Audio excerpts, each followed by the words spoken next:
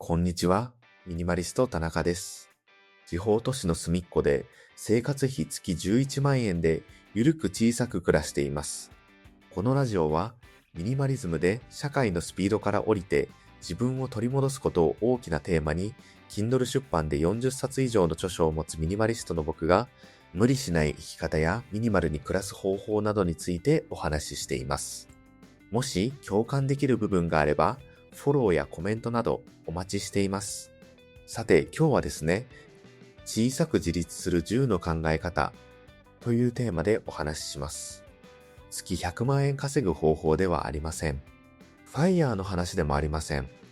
もっと地味です。でも僕はこの考え方で人生が変わりました。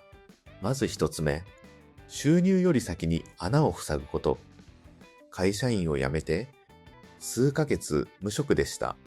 正直かなり焦っていました。その後、Uber Eats を始めます。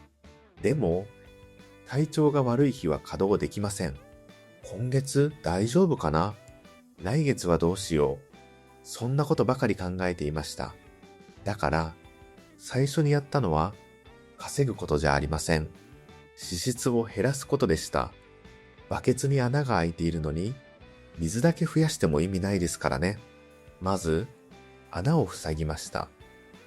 二つ目、ミニマリストの本を読みまくる。ここは本当に読みました。10冊とかじゃありません。もっとです。暮らし方はみんな違います。一人暮らしもいれば、家族もいる。田舎もあれば都会もある。でも、考え方だけはすごく似ていました。増やすより減らす。この発想です。ここで服を減らしました。物を減らしました。財布の中のレシートやカードも減らしました。体重はあんまり減りませんでした。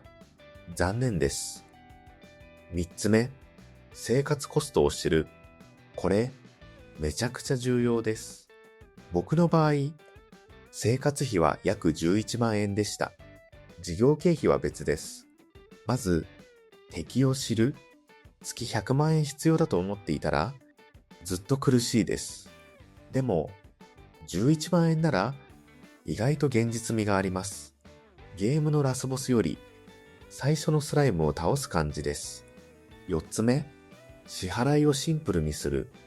僕、管理が苦手です。だから、クレジットカードも減らしました。今は、楽天ペイ、ペイペイ、イオンペイ、そしてプリペイドビザ、これくらいです。ポイントより頭の中を節約したかったんです。5つ目、最低限を稼ぐ方法を考える。ここから初めて収入の話です。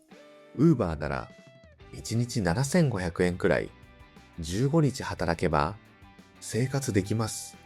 20日なら少し余裕があります。ここで気づきました。生きるだけならなんとかなる。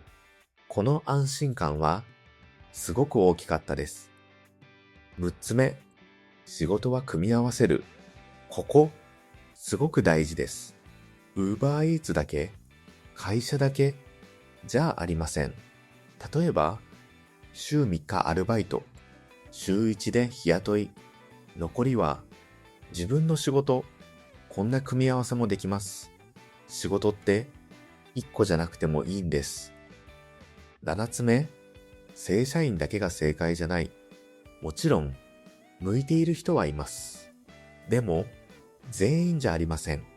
僕は向いていませんでした。だから、違う道を探しました。それだけです。8つ目、体調も仕事の条件に入れる。昔の僕は、頑張ればなんとかなる。そう思っていました。違いました。頑張り続けた結果、会社へ行けなくなりました。だから今は、体調も働き方を決める条件にしています。これ、甘えじゃありません。長く働くための工夫です。9つ目、小さく自立すると心が変わる。生活費がわかる。稼ぎ方もわかる。すると、不思議と焦らなくなります。人生ってお金だけじゃなくて、なんとかなると思えることが大事なんですよね。最後、10個目。自立の目的はお金じゃない。自由です。いや、自由というより選択肢です。嫌な職場なら辞められる？少し休める？違う仕事を試せる？そういう人生の余白が欲しかった。僕が欲しかったのは大金じゃありませんでした。人生の主導権でした。だから今、Kindle を書いて、YouTube をやって、エッセイを書いています。昔の僕からしたら、想像できない働き方です。でも全部あの日、生活費を計算したところから始まりました。人生って意外と地味なところから変わります。最初の一歩は、もっと稼ぐじゃなくてもいい。まずは穴を塞ぐ。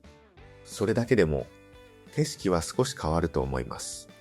今日も最後まで聞いてくださって本当にありがとうございました。